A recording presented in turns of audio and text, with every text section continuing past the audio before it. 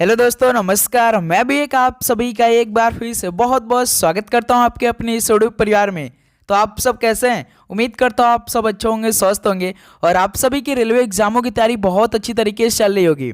तो साथियों, जैसा कि 7 अप्रैल सुबह के 8 बज चुके हैं, पहले तो दिन की शुरुआत हम लोग बहुत अच्छी तरीके से करेंगे, प्लस एक खुशखबरी के साथ करेंगे। यदि आप भी एनटीपीसी की फॉर्म अप्लाई किए हैं और अपनी तैयारी कर रहे हैं और पूरी तरह से आप तैयार हैं एनटीपीसी का एग्ज़ाम देने के लिए, तो लीजिए साथी, एनटीपीसी का एग्ज़ाम डेट लगभग तय हो चुका है।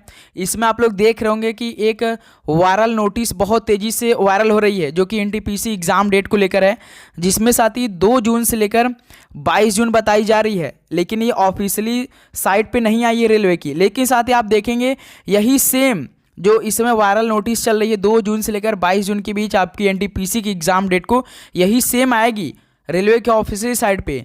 तो आप देखे होंगे कोई भी नोटिस आती है रेलवे के द्वारा तो पहले से वो साथी वायरल होती रहती है और सेम वही सही भी हो जाती है। तो आप मान के चलिए कि आपका एनटीपीसी एग्जाम 2 जून से लेकर 22 जून के बीच होने वाली है। तो आज से साथ ही हम लोग एक रेलवे सीरीज स्टार्ट करें, जो कि सारे क्वेश्चन आपके प्रीवियस ईयर के होने वाले हैं, यानी PYQ होंगे। तो इसमें आपको पहले देखिए ग्रुप डी के सवाल मिलेंगे और उसके बाद एनटीपीसी के सवाल मिलेंगे, जेई के मिलेंगे, एएलपी के मिलेंगे, आरपीएफ के मिलेंगे और टेक्नीशियन के, जितने भी आपके रेलवे एग्जाम हुए हैं। तो सारे क्वेश्चन मिक्स होंगे। जो सबसे अधिक मतलब क्वेश्चन होंगे वो तो एनटीपीसी का होगा प्लस ग्रुप डी का होगा, और जो थोड़ा सा कम क्वेश्चन मिलेंगे वो एएलपी का होगा। और आरपीएफ का तो 50 क्वेश्चन आते हैं जीके साइंस मिला के, और टेक्नीशियन के 35 क्वेश्चन मिला के आते हैं। यानी सारे क्वेश्चन तो साथ ही देखिएगा, जो थोड़ा सा इजी लेवल के सवाल होंगे वो आरपीएफ के सवाल होंगे और टेक्नीशियन के सवाल होंगे। एनटीपीसी का थोड़ा सा हाई लेवल के सवाल होंगे, ग्रुप डी के थोड़ा सा इजी सवाल होंगे, जो एएलपी और जेई के सवाल होंगे साथ ही वो थोड़ा सा हाई लेवल के होंगे। तो ऐसे आप एनालिसिस करिएगा और सारे क्वेश्चन को आप जरूर देखिएगा कि कैसे रेलवे के एग्जामों में सवाल आए थे। यदि आप भी रेलवे एग्जामों की तैयारी कर रहे हैं 2025 के लिए, तो ये सेशन आप सभी लोगों के लिए अति महत्वपूर्ण होने वाला है। तो इस समय तो हमारी 117 दिन का चैलेंज चल रही है भाई रेलवे एग्जामों के लिए, जो कि आज 8वां दिन होने वाला है। तो आज इस 8वें दिन से हम लोग रेलवे सीरीज स्टार्ट करें। आज ये पहला सीरीज होने वाला भाई, जो कि 60 क्वेश्चनों का होने वाला है, और आप सभी का सही करने का टारगेट 60 क्वेश्चन में से 45 क्वेश्चन आने वाले हैं। तो एनटीपीसी एग्जाम में जो पहला सीबीटी आपका पेपर होगा वो 40 क्वेश्चनों का होगा, जीके और साइंस का। फिर इसका नेक्स्ट आपका जो सीबीटी 2 पेपर होगा उसमें 50 क्वेश्चन आएंगे। ग्रुप डी में तो जानते भाई 45 क्वेश्चन आएंगे ही, इसमें एक ही पेपर होता है। तो टारगेट हमारा साथ इस बार रेलवे एग्जाम क्रैक करना है। तो चलिए इस सेशन को स्टार्ट करते हैं। तो एक क्लास सुबह 8 बजे, दोपहर 12:30 बजे, शाम को 4 बजे, शाम को 7:30 बजे, ये डेली क्लास की टाइमिंग रहती है। और लास्ट में आप सभी का कितना स्कोर बनेगा ये जरूर कमेंट करके बताइए। एक क्वेश्चन 1 नंबर का रहेगा, क्योंकि रेलवे के एग्जामों में एक क्वेश्चन 1 नंबर का रहता है। ये आपका 60 नंबरों का टेस्ट होगा। तो आप सभी का कितना नंबर बना जरूर कमेंट करके बताइएगा। पहला प्रश्न बताएंगे, नर्मदा बचाओ आंदोलन किससे संबंधित है? नर्मदा बचाओ आंदोलन किससे संबंधित है? तो सरदार सरोवर बांध से संबंधित है नर्मदा बचाओ आंदोलन। पहले का बी ऑप्शन बिल्कुल राइट आंसर हो जाएंगे। चलिए नेक्स्ट अगला सवाल बताइए, क्वेश्चन नंबर 2। मदर टेरेसा को पोप फ्रांसिस ने 4 सितंबर किस वर्ष को संत घोषित किया था? बताइए दोस्त कि मदर टेरेसा को पोप फ्रांसिस ने 4 सितंबर किस वर्ष को संत घोषित किया था? तो 2016 में घोषित किया था। डी ऑप्शन क्या हो जाएगा? बिल्कुल राइट आंसर हो जाएंगे। चलिए नेक्स्ट अगला सवाल बताइए, क्वेश्चन नंबर 3। प्रथम पंचवर्षीय योजना कब आरंभ किया गया था? प्रथम पंचवर्षीय योजना कब आरंभ किया गया था? तो साथ ही तीसरा ही क्वेश्चन हुआ और आपको हम ये सवाल होमवर्क में दे रहे हैं। यदि आप भाई रेलवे एग्जामों की तैयारी कर रहे हो तो ये सवाल कभी गलत नहीं होना चाहिए, क्योंकि आपने कितनी बार ये सवाल पढ़ा होगा। पहली पंचवर्षीय योजना कब शुरू किया गया था? तो इस सवाल का राइट आंसर आप सभी दोस्त हमें कमेंट करके बताएंगे कि इस सवाल का राइट आंसर क्या होगा। पहली पंचवर्षीय योजना कब स्टार्ट की गई थी, कब स्टार्ट हुआ था? स्वतंत्र के बाद ये पहला पंचवर्षीय योजना जो कि शुरू हुई थी, तो किस वर्ष में हुई थी? इस सवाल का राइट आंसर आप हमें कमेंट करके बताइए फटाफट। ओके दोस्त, चलिए नेक्स्ट अगला सवाल बताइए, क्वेश्चन नंबर 4। निम्नलिखित में से किस राज्य या केंद्र शासित प्रदेश में 0% वन क्षेत्र है? भाई किस राज्य या यूनियन टेरिटरी प्रदेश में 0% वन क्षेत्र? भाई 0% की बात करा यहाँ पे। तो ऐसा कौन सा राज्य है केंद्र शासित प्रदेश है भाई कि वन क्षेत्र 0% है? तो वो लक्षद्वीप भाई है। ऑप्शन है आपका यहाँ से क्या हो जाएगा? बिल्कुल राइट आंसर हो जाएंगे। चलिए दोस्त अगला सवाल बताइए, question number 5। Sundarban biosphere reserve निम्नलिखित में से किस राज्य में स्थित है? सुंदरबन बायोस्फीयर रिजर्व ये किस राज्य में स्थित है? तो पश्चिम बंगाल में स्थित है, वेस्ट बंगाल में। डी ऑप्शन बिल्कुल राइट आंसर हो जाएंगे। चलिए दोस्त, अगला सवाल बताइए, question number 6। Ranikhet hill station Bharat के किस राज्य में स्थित है? रानीखेत हिल स्टेशन भारत के किस राज्य में स्थित है? तो उत्तराखंड राज्य में स्थित है। डी ऑप्शन क्या हो जाएगा? बिल्कुल राइट आंसर हो जाएंगे। चलिए अगला सवाल बताइए, क्वेश्चन नंबर 7। 1919 के जलियांवाला बाग घटना की जांच के लिए भारत सरकार द्वारा कौन सा आयोग गठित किया गया था? तो 1919 में जलियांवाला बाग हत्याकांड कहाँ पर हुआ था? पंजाब राज्य में हुआ था। लेकिन पंजाब के किस शहर में हुआ था? तो अमृतसर में हुआ था। ये भी आपको मालूम होना चाहिए दोस्त। तो इस घटना के लिए एक मतलब आयोग द्वारा मतलब कि एक कमेटी बैठाई गई थी। तो वो कौन सी आयोग थी साथी? तो हंटर आयोग थी। तो सी ऑप्शन क्या हो जाएगा? बिल्कुल राइट आंसर हो जाएंगे। ओके, चलिए नेक्स्ट अगला सवाल बताइए, question number 8। Henry Louis Vivian Derozio किस आंदोलन से जुड़े थे? हेनरी लुइस विवियन डेरोजियो किस आंदोलन से जुड़े थे? बताइए। आर्य समाज, प्रार्थना समाज, यंग बंगाल आंदोलन या थियोसॉफिकल सोसाइटी से? तो यंग बंगाल आंदोलन से जुड़े थे। तो सी ऑप्शन क्या हो जाएगा? बिल्कुल राइट आंसर हो जाएंगे। चलिए नेक्स्ट अगला सवाल बताइए, क्वेश्चन नंबर 9। दक्षिण पूर्व भारत और उत्तरी श्रीलंका के बीच बंगाल की खाड़ी की जल संधि को क्या कहा जाता है? दक्षिण पूर्व भारत और उत्तरी श्रीलंका के बीच बंगाल की खाड़ी की जल संधि को क्या कहा जाता है? तो भाई पाक जल डमरू मध्य कहा जाता है। डी ऑप्शन क्या हो जाएगा? बिल्कुल राइट आंसर हो जाएंगे। चलिए अगला सवाल बताइए, क्वेश्चन नंबर 10। निम्नलिखित में से कौन सा अप्रत्यक्ष कर है? भाई एक तो देखिए डायरेक्ट टैक्स होता है, एक इनडायरेक्ट टैक्स होता है। तो डायरेक्ट टैक्स को तो प्रत्यक्ष कर बोलते हैं, लेकिन ये अप्रत्यक्ष कर दिया यानी इनडायरेक्ट टैक्स है ये, इनडायरेक्ट टैक्स। तो इनमें से कौन सा है बताइए? संपत्ति कर है कि आयकर, वस्तु एवं सेवा कर या उपहार कर? तो भाई वस्तु एवं सेवा कर यानी जीएसटी एक अप्रत्यक्ष कर यानी इनडायरेक्ट टैक्स है। तो सी ऑप्शन क्या हो जाएगा? बिल्कुल राइट आंसर हो जाएंगे। चलिए दोस्त अगला सवाल बताइए आप लोग, क्वेश्चन नंबर 11। केंद्रीय सरकार द्वारा नमामि गंगे कार्यक्रम को एक एकीकृत संरक्षण मिशन के रूप में किस वर्ष प्रमुख कार्यक्रम के रूप में स्वीकृत किया गया था? ये चाहे साथी सवाल हो सकता है कि एएलपी का सवाल है भाई, क्योंकि इतना लंबा चौड़ा भाई सवाल एएलपी ही पूछ सकते हैं, नहीं तो ग्रुप डी में केवल एक लाइन में पूछेगा कि किस वर्ष में मतलब कि नमामि गंगे कार्यक्रम स्टार्ट किया गया था। बस ये सिंपल एक लाइन में सवाल पूछेंगे, या आरपीएफ का भी बिल्कुल एक ही लाइन में सवाल पूछा जाता है, और एनटीपीसी में भी साथ एक ही लाइन के सवाल पूछा जाता है। बताइए कि केंद्रीय सरकार द्वारा ये स्टार्ट किया गया था भाई नमामि गंगे कार्यक्रम, तो किस वर्ष में स्टार्ट किया गया था? 2014 में यानी 2014 में स्टार्ट किया गया था। सी ऑप्शन बिल्कुल राइट आंसर हो जाएंगे। चलिए अगला सवाल बताइए, क्वेश्चन नंबर 12। भारतीय संविधान के अनुच्छेदों को कितने विभिन्न भागों में वर्गीकृत किया गया है? भारतीय संविधान के अनुच्छेदों को कितने विभिन्न भागों में वर्गीकृत किया गया है? तो भाई 22 भागों में। डी ऑप्शन बिल्कुल राइट आंसर हो जाएंगे। ओके, चलिए अगला सवाल बताइए, क्वेश्चन नंबर 13। स्वतंत्रता की पूर्व संध्या पर भारतीय अर्थव्यवस्था का प्रमुख स्रोत और व्यवसाय का क्षेत्र कौन सा था? स्वतंत्रता की पूर्व संध्या पर भारतीय अर्थव्यवस्था का प्रमुख स्रोत और व्यवसाय का क्षेत्र कौन सा था? तो मेरे दोस्त कृषि ही था भाई, आप जानते हैं। सी ऑप्शन बिल्कुल राइट आंसर हो जाएंगे। स्वतंत्रता से पहले या स्वतंत्रता के बाद लगभग 75% जो व्यक्ति थे वो कृषि पर निर्भर थे। ये सवाल पूछा जाता है कि कितने प्रतिशत व्यक्ति कृषि पर निर्भर थे? तो 75%। ओके, चलिए नेक्स्ट अगला सवाल बताइए, क्वेश्चन नंबर 14। भारत के संविधान के किस अनुच्छेद में देवनागरी लिपि में हिंदी को भारत की राजभाषा के रूप में माना गया है? भारत के संविधान के किस अनुच्छेद में देवनागरी लिपि में हिंदी को भारत की राजभाषा के रूप में माना गया है? तो साथ ही अनुच्छेद 343 में माना गया है। ऑप्शन सी यहाँ से आपका बिल्कुल राइट आंसर हो जाएंगे।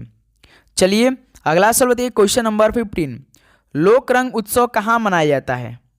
तो साथी लोक रंग उत्सव कहाँ पर मनाया जाता है बताइए? मध्य प्रदेश में मनाया जाता है। बी ऑप्शन क्या आ जाएगा? बिल्कुल राइट आंसर हो जाएंगे। ओके, चलिए नेक्स्ट अगला सवाल बताइए, क्वेश्चन नंबर 16। तो साथ ही इसमें आप लोग देख रहे होंगे भाई रेलवे जो ग्रुप डी का एग्जाम होने वाला था, इसकी भर्ती कोर्ट में केस चल रही है, जिसका फैसला पहले तो 28 मार्च को पूरी तरह से आने वाली थी कि आईटीआई वाले एग्ज़ाम देंगे कि 10th वाले भी एग्ज़ाम दे सकते हैं, लेकिन 28 मार्च को नहीं है। डायरेक्ट फैसला ये आ गया कि अब इसका अंतिम फैसला 26 मई को आएगी। लेकिन साथ ही कोर्ट की तरफ से 2 दिन पहले एक और नोटिस आ चुकी है, अब इसका फैसला 26 जुलाई को आएगी भाई। तो आप जानते हैं 60 दिन इसे बढ़ा दिया गया।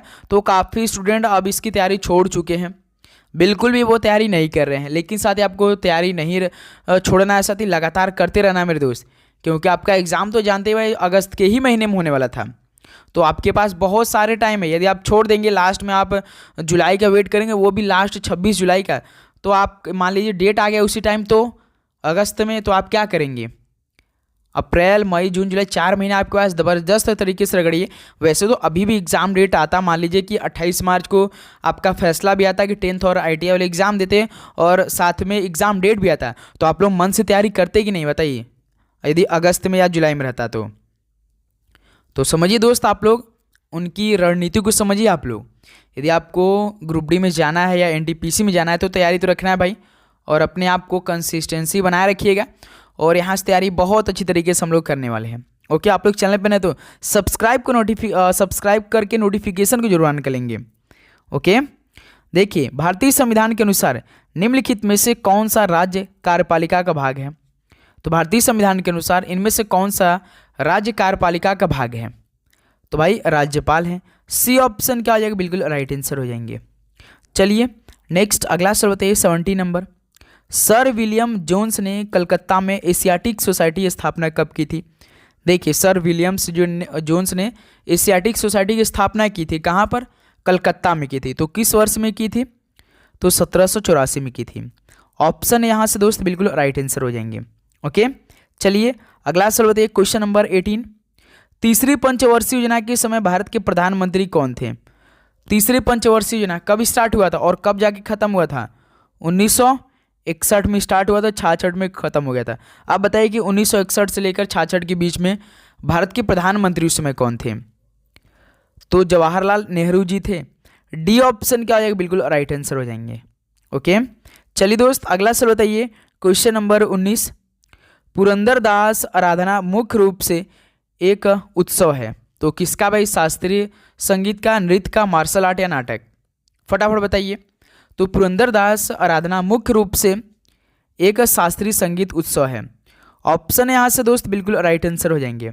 ओके, चलिए नेक्स्ट अगला नंबर बताइए क्वेश्चन नंबर 20। बौद्ध मठ जिसमें बौद्ध भिक्षु रहते हैं आमतौर पर किस शब्द से जाना जाता है? बौद्ध मठ जिसमें बौद्ध भिक्षु रहते हैं आमतौर पर ये किस शब्द से जाना जाता है? तो है बिहार के नाम से जाना जाता है। डी ऑप्शन बिल्कुल राइट आंसर हो जाएंगे। चलिए अगला सवाल बताइए क्वेश्चन नंबर 21। निम्नलिखित में से कौन सी हिमालय की चोटी भारत में स्थित है? तो इनमें से कौन सी हिमालय की चोटी भारत में स्थित है? कामेत, धौलागिरी, अन्नपूर्णा या मकालू? मेरे दोस्त का नाम मकालू है, वो काफ़ी ब्रिलियंट है भाई। मकालू नाम के बंदे जो होते हैं बहुत तेज होते हैं, मेरा दोस्त है एक। तो कौन सी हिमालय की चोटी भारत में स्थित है? तो कामेत है। ऑप्शन ए बिल्कुल राइट आंसर हो जाएंगे। चलिए नेक्स्ट अगला सवाल बताइए क्वेश्चन नंबर 22। भारतीय संविधान में मौलिक कर्तव्य संविधान के किस भाग में दिए गए हैं? भारतीय संविधान में मौलिक कर्तव्य संविधान के किस भाग में दिए गए हैं? तो भाई भाग 4A में दिए गए हैं। डी ऑप्शन बिल्कुल राइट आंसर हो जाएंगे। चलिए अगला सवाल बताइए क्वेश्चन नंबर 23। भारतीय संविधान के अनुच्छेद 243 क्यों के तहत नगर पालिकाओं को कितनी श्रेणियों में वर्गीकृत किया गया है?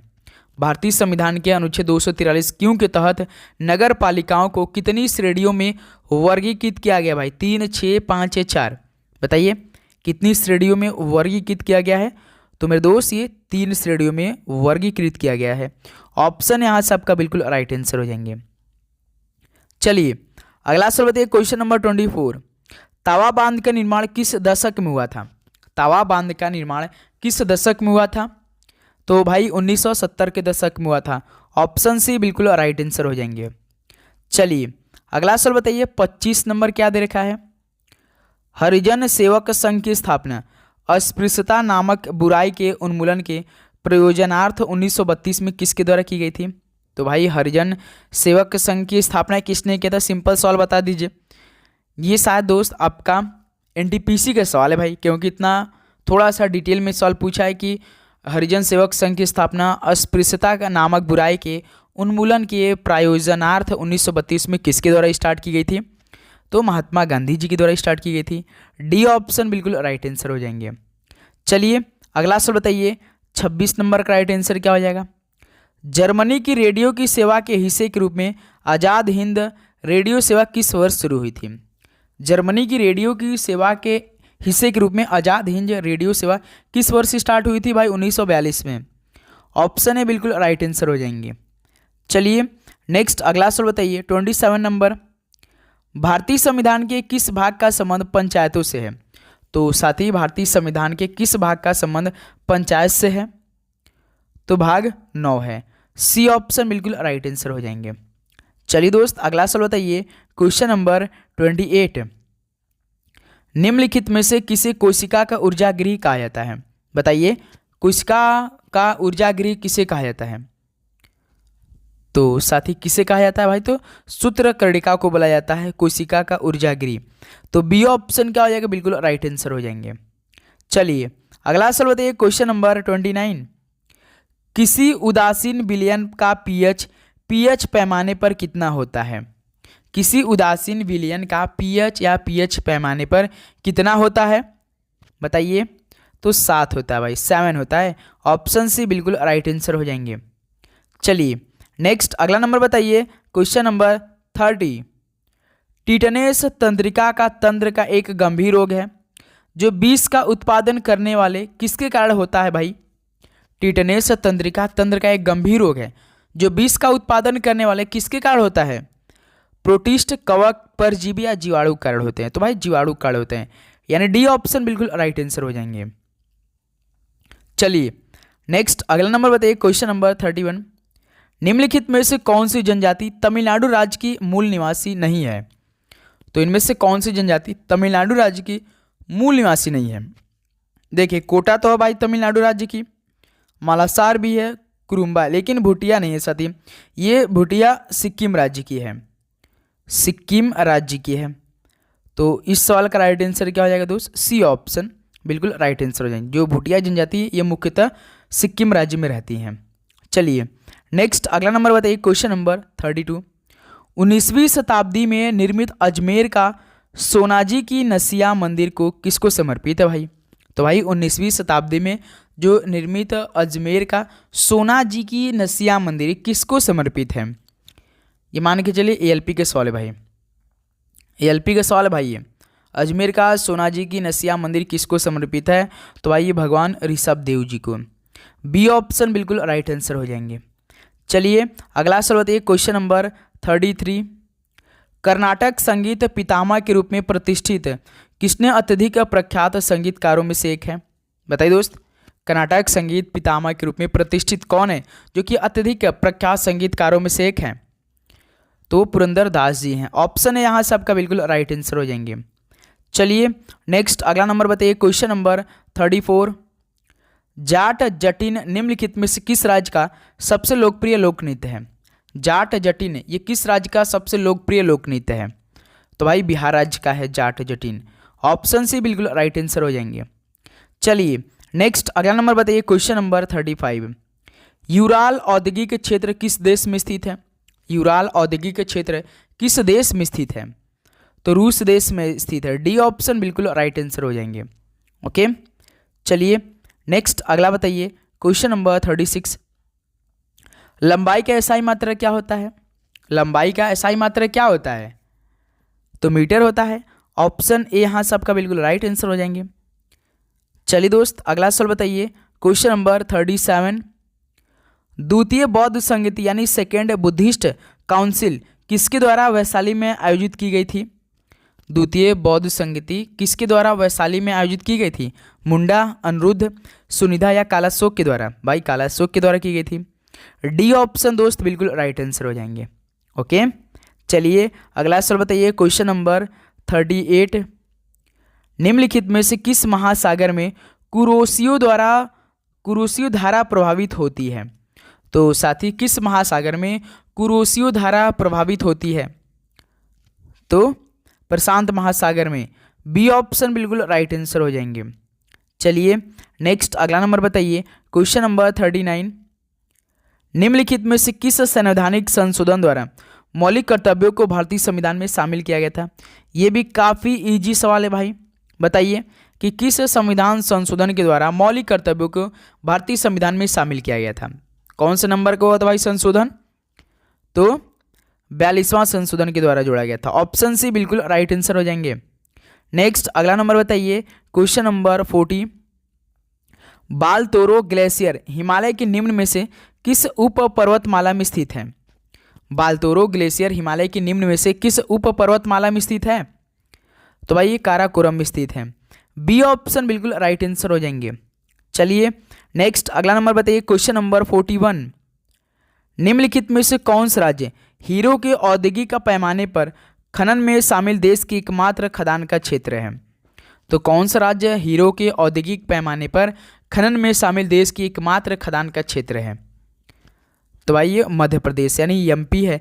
ऑप्शन सी बिल्कुल राइट आंसर हो जाएंगे। तो उम्मीद करूँगा दोस्त आपको हर एक प्रश्न बहुत अच्छी तरीके से समझ में आ रहे होंगे, प्लस आपको हर एक क्वेश्चन याद भी हो रहे होंगे। साथ ही यदि आप डेली का प्रैक्टिस सेट लगाते रहें तो मान के चलिए दोस्त आपके पेपर में कहीं से सवाल आ जाए, यदि जब भी ग्रुप डी का या एनडीपीसी का ऑफिशियली डेट आएगा तो आपकी तैयारी देखेंगे चार चांद लगी रहेगी। साथ ही बस अपनी तैयारी बहुत अच्छी तरीके से बिल्कुल शालीनता के साथ हर एक क्वेश्चन को याद करेंगे।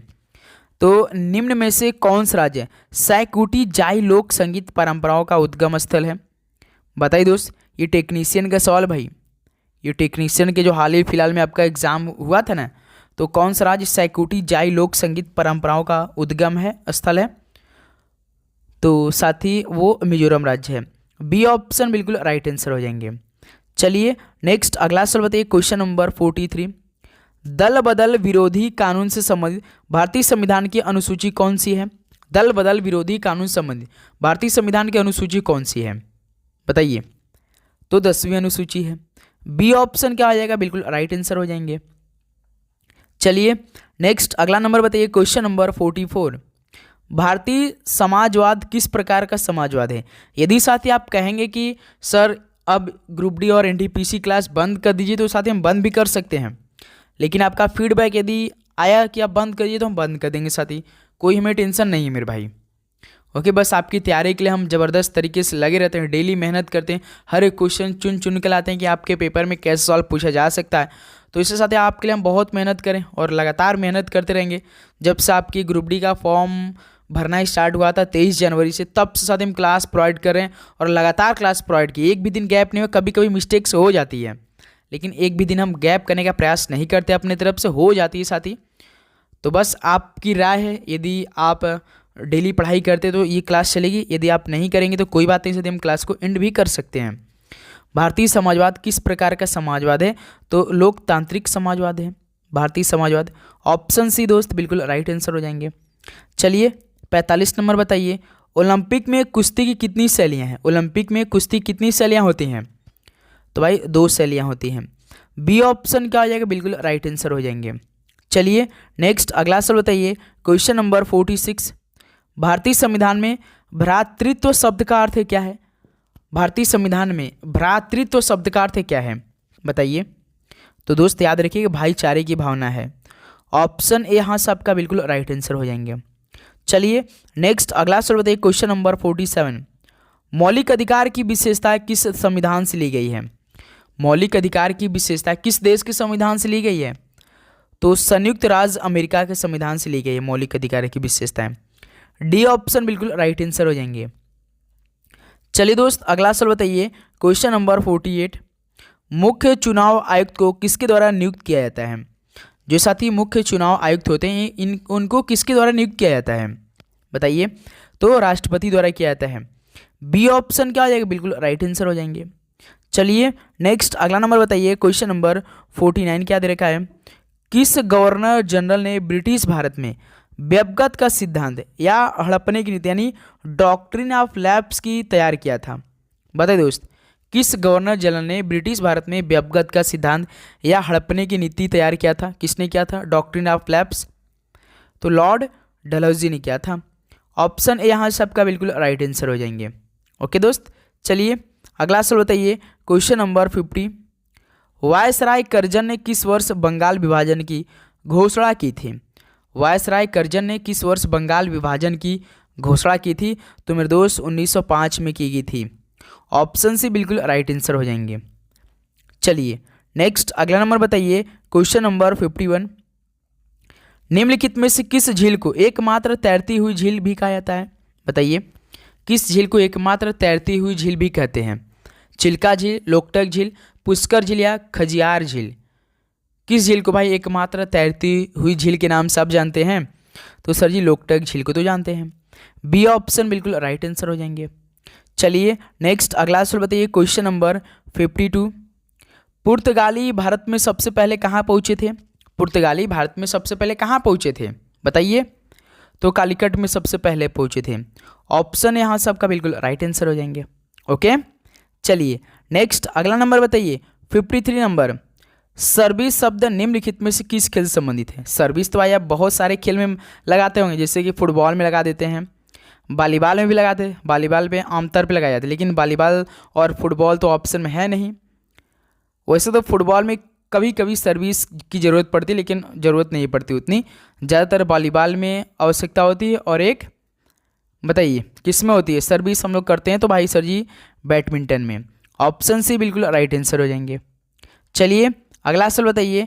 54 नंबर, किसी व्यक्ति की पूर्ण अनुवांशिक संरचना कौन है? किसी व्यक्ति की पूर्ण अनुवांशिक संरचना कौन है? तो साम जीन यानी जीन है। सी ऑप्शन बिल्कुल राइट आंसर हो जाएंगे। चलिए नेक्स्ट अगला सवाल बताइए। क्वेश्चन नंबर 55, भारत का संविधान बजट को किसके रूप में संदर्भित करता है? तो मेरे दोस्त जो भारत का संविधान है ये बजट को वार्षिक वित्तीय विवरण के रूप में संदर्भित करता है। तो बी ऑप्शन वार्षिक वित्तीय विवरण बिल्कुल राइट आंसर हो जाएंगे, बी ऑप्शन। चलिए नेक्स्ट अगला सवाल बताइए। क्वेश्चन नंबर 56, निम्नलिखित में से किस आंदोलन में गांधी जी करो या मरो का आह्वान किया था? तो मेरे दोस्त किस आंदोलन में गांधी जी करो या मरो का आह्वान किया था? बताइए। तो भारत छोड़ो आंदोलन में किया था। बी ऑप्शन बिल्कुल राइट आंसर हो जाएंगे। चलिए दोस्त अगला सवाल बताइए। 57 नंबर, निम्नलिखित में से कौन सा गुजरात का लोकप्रिय लोक नृत्य है? तो गुजरात का लोकप्रिय लोक नृत्य कौन सा है? तो सबसे फेमस भाई गरबा है गुजरात का। तो डी ऑप्शन बिल्कुल राइट आंसर हो जाएंगे। ओके दोस्त, चलिए नेक्स्ट अगला नंबर बताइए। क्वेश्चन नंबर 58, निम्नलिखित में से कौन सा खेल ग्रीष्मकालीन ओलंपिक में खेला जाता है? तो इनमें से कौन सा खेल ग्रीष्मकालीन ओलंपिक में खेला जाता है? स्नोबोर्ड, कार्लिंग, स्केलेटन या स्केट बोर्डिंग? बताइए कौन सा खेल है जो कि ओलंपिक में खेला जाता है, ग्रीष्मकालीन ओलंपिक में खेला जाता है? तो इनमें से देखिए केवल स्केट बोर्डिंग साथी है जो ये ग्रीष्मकालीन ओलंपिक में केवल खेला जाता है। डी ऑप्शन बिल्कुल राइट आंसर हो जाएंगे। ओके, चलिए अगला सवाल होता है क्वेश्चन नंबर 59, निम्नलिखित में से किस समुद्री क्षेत्र में प्रवाल भित्तियां नहीं पाई जाती हैं? तो किस समुद्री क्षेत्र में प्रवाल जो भित्तियां हैं ये नहीं पाई जाती हैं? देखिए कच्छ की खाड़ी में पाई जाती हैं, पाक की खाड़ी में पाई जाती है, मन्नार की खाड़ी में पाई जाती हैं, लेकिन दोस्त सुंदरवन में नहीं पाई जाती हैं। तो इसलिए डी ऑप्शन बिल्कुल राइट आंसर हो जाएंगे। चलिए दोस्त लास्ट क्वेश्चन आप सभी बताएंगे इस सेशन का क्या बनेगा। क्या दे रखा है दोस्त? डैश द्वारा संवैधानिक सुधारों पर श्वेत पत्र तैयार किया गया था। यानी दोस्त किसके द्वारा संवैधानिक सुधारों पर श्वेत पत्र तैयार किया गया था? बताइए मेरे दोस्त। ये साइमन कमीशन द्वारा जो संवैधानिक सुधार था इस पर श्वेत पत्र तैयार किया गया था, यानी बी ऑप्शन बिल्कुल राइट आंसर हो जाएंगे। तो साथ ही आज रेलवे PYQ सीरीज का पहला क्लास में टोटल 60 क्वेश्चन कंप्लीट हो चुका है। तो आप बताइए दोस्त कि आप सभी का इन 50 क्वेश्चनों में से कितना स्कोर रहा? पूरी ईमानदारी के साथ आप सभी बताएंगे अपना अपना स्कोर, और प्लस 1/3 का नेगेटिव मारेंगे। यदि आप 3 गलत किए होंगे तो एक सही में से जाएगा। यही होता है 1/3 नेगेटिव मार्किंग का सिस्टम। 3 गलत करने पर आपका एक जो सही किए रहेंगे उनमें से एक नंबर जाएगा। बताइए आप सभी का 60 क्वेश्चनों में कितना स्कोर है? तो उम्मीद करूँगा दोस्त आपको हर एक क्वेश्चन तो पहले बहुत अच्छी तरीके से समझ में आया होगा, और अपनी तैयारी आप लोग बहुत अच्छी तरीके से करेंगे, हर एक क्वेश्चन याद भी करेंगे। किसी भी प्रकार का आपको डाउट हो या आपके मन में किसी भी चीज़ को लेकर साथ ही प्रश्न उठ रहा है रेलवे एग्जामों के लिए, तो आप जरूर पूछें मेरे दोस्त। क्योंकि आपका भाई हमेशा आपके लिए खड़ा रहता है। कुछ भी दिक्कत परेशानी आती है तो आप हमें कमेंट करके ज़रूर बताइए।